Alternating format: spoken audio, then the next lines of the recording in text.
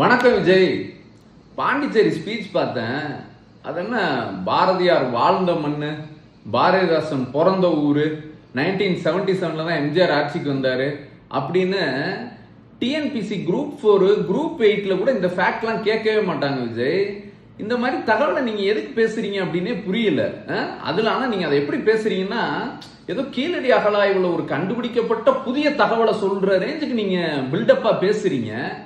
அப்புறம் இங்க கரூர்ல பேசினப்பெல்லாம் பாட்டிலுக்கு 10 ரூபா வாங்குறாங்க அப்படின்லாம் நக்கலா பாடினீங்களே. பாண்டிச்சேரி என்ன பூரண மதுவிலக்கு இருக்கிற ஒரு ஊரா? அங்க மதுபான விற்பனை எல்லாம் கிடையாதா?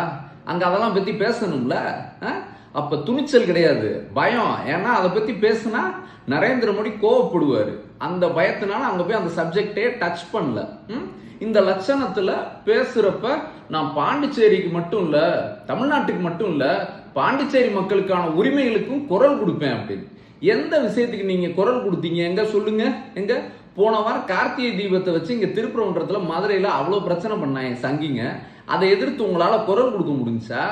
இல்ல மதுரைக்கு மெட்ரோ தரமாட்டேன், கோயம்புத்தூருக்கு மெட்ரோ ட்ரெயின் திட்டம் தரமாட்டேன் நரேந்திர மோடி சொன்னாரு, அதை எதிர்த்து குரல் கொடுக்க முடிஞ்சா? தமிழ்நாட்டோட உரிமை சார்ந்த பிரச்சனைகளுக்கு உங்களால குரல் கொடுக்க முடியுமா?